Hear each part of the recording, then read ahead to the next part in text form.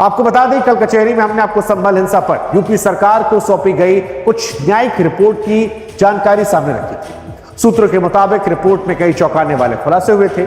इस रिपोर्ट में कहा गया था कि यूपी के संभल में हिंदुओं की आबादी जो है वो बड़ी तेजी से घट रही और यह आबादी एक साजिश और सुनियोजित षड्यंत्र के तहत घट रही।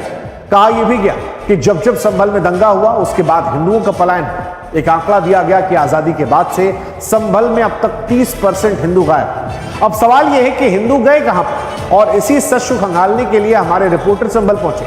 हमारे रिपोर्टर्स ने दंगा पीड़ितों से बातचीत की, वो जगह तलाशी चाहिए जहां पर हिंदुओं को पलायन के लिए मजबूर होना पड़ा।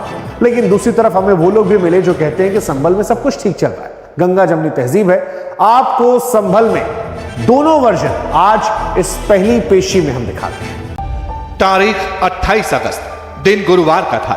यूपी के संभल से 392 किलोमीटर दूर लखनऊ में बहुत बड़ी हलचल थी। आजादी के बाद से 15 बार हिंसा के अंगारों में झुलस चुके संभल पर न्यायिक आयोग की रिपोर्ट को लेकर दावे ट्रेंड करने लगे। सवालों का ज्वार संभल से गायब होते हिंदुओं के इर्द गिर्द घूमने लगा। 78 साल पहले संभल में जो हिंदू आबादी 45% थी, वो घटकर 15% कैसे रह गई? आखिर संभल से 30% हिंदुओं के गायब होने का सच क्या है? क्या हिंसा को टूलकिट बनाकर संभल से हिंदुओं को पलायन करने के लिए मजबूर किया गया? क्या सोची समझी साजिश के तहत संभल के मुसलमानों को हिंदू विरोधी बनाया गया? ऐसे कई सुलगते सवालों के बीच संभल की शाही जामा मस्जिद पर जुमे की नमाज हुई। पहला कड़ा था, फिजाओं में अजीब सी बेचैनी थी। शाही जामा मस्जिद का छावनी में तब्दील होना मामूली संकेत नहीं था।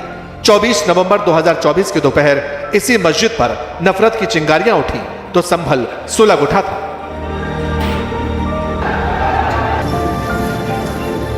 संभल के अतीत और वर्तमान के बीच ये तस्वीरें बार बार खड़ी होती हैं। रह रहकर सवाल उठते हैं कि अगर संभल में सब ठीक है, अमन है, भाईचारा है, तो फिर नफरत की चिंगारी हर बार शोला क्यों बनती है? भाईचारे का बैरी कौन है? क्यों हिंदुओं को संभल के फिजाओं में डर लगता है? संभल से 30% हिंदू कहां और क्यों गायब हो गए? इसका पहला जवाब संभल में ही मिला। ये मोहन चंद शुक्ला 1978 में जब संभल में हिंसा भड़की तो इनके पिता कृष्णमूर्ति शुक्ला को भीड़ ने मार डाला। आरोप मुस्लिम समुदाय पर लगा। 47 साल पहले शुक्ला परिवार ने जैसा जुल्म झेला, जैसे भय का माहौल देखा, क्या आज भी संभल के हिंदुओं में वैसा ही डर है? हिंदू और मुस्लिम समाज आज डर की इस जगह पर कहां खड़े हैं? संभल के बारे में कहा जाता है कि भगवान विष्णु का 10वां अवतार कल्कि संभल में ही अवतरित होंगे और इस जिले, इस शहर के इतिहास का रिश्ता भी पांचालों से लेकर मुगलों तक से रहा है। जिस शहर का धर्म और इतिहास इतना गहरा नाता, सवाल यह है कि क्या वहां हिंदू इतिहास से मिट जाएगा?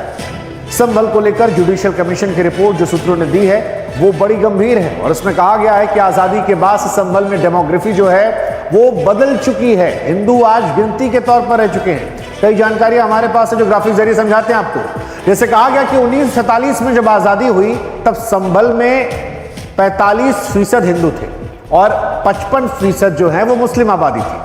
2025 में आबादी का अंगणित जो है वो पूरी तरह से बदल चुका है। यहां हिंदू जो है सिर्फ 15% है और मुसलमानों की आबादी जो है वो 55% से बढ़कर 85% हो चुकी है।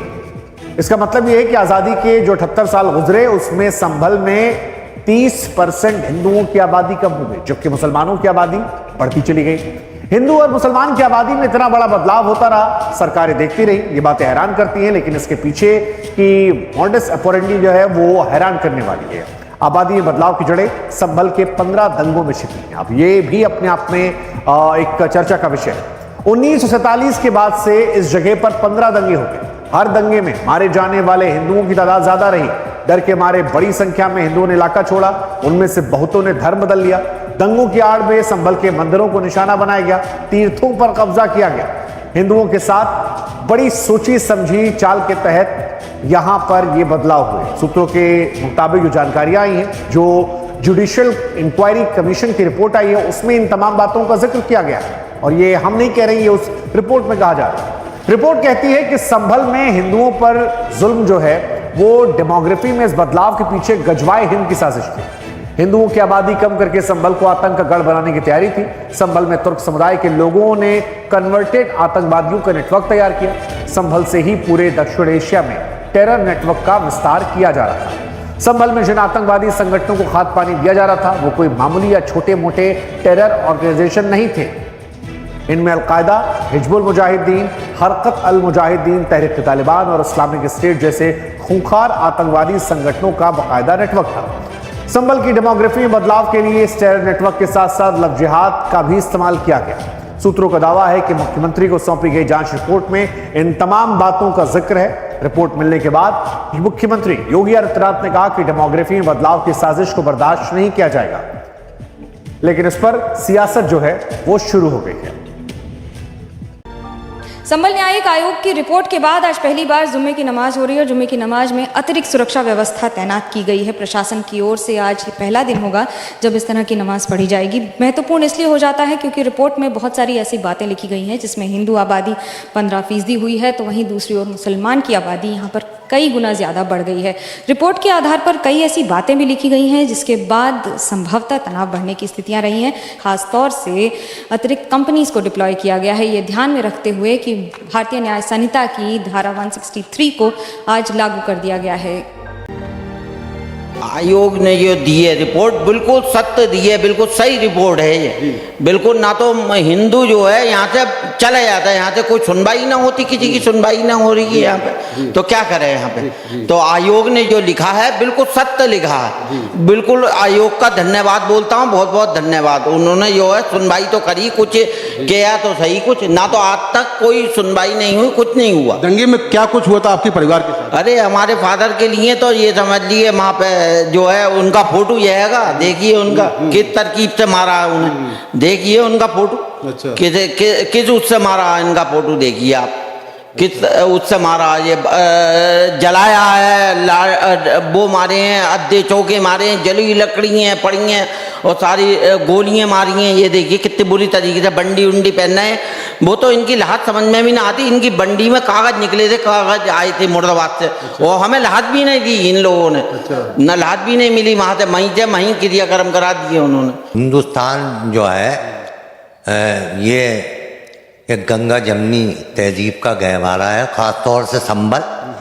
अब लोग कहने को कुछ भी कहते, मेरे परिवार के 70-75 लोग बाहर हैं संभल, कुछ विदेश में हैं, कुछ हिंदुस्तान के विभिन्न शहरों में है। ऐसा कुछ नहीं, यहाँ तो हिंदू मुसलमान भाईचारे से रहता।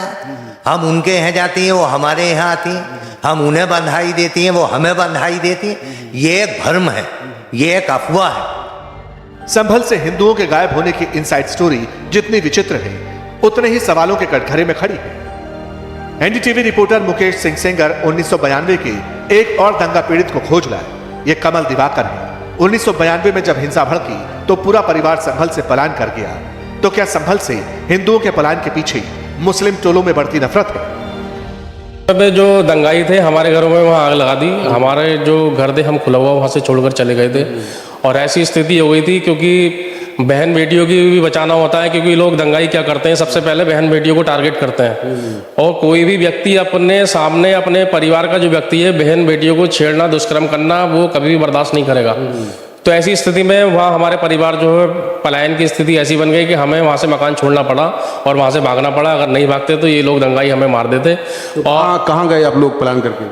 अब संभल में चारों तरफ से तो घिरे हुए हैं, जहाँ जाएं तो ये लोग पीछा थोड़ी छोड़ते हैं। जहाँ भी जाओगे तो मिलेगा इनका एरिया, चाहे वो कूटपुर भी। हमने दूसरे मोहल्ले में अपना मकान बनाया मगर वो हरिहर मंदिर के पास में ही मकान है। आज़ादी के बाद से लगातार 15 दंगे हुए हैं, 209 हिंदुओं की हत्या हुई है उस समय पर। तो 15% की आबादी अगर 24 नवंबर की घटना कंट्रोल नहीं करते तो जो आबादी है वो 5% या 3% रह सकती थी।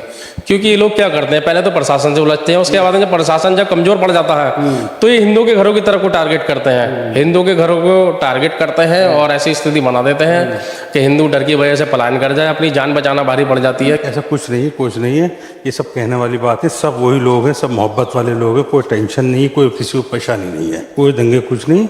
अब जो भी है, जो लोग कुछ है क्या ना थे फिलहाल, ऐसा कुछ नहीं है। अब कहने नहीं कुछ भी कहे हुए, सब वही लोग आज हैं, वही हमें।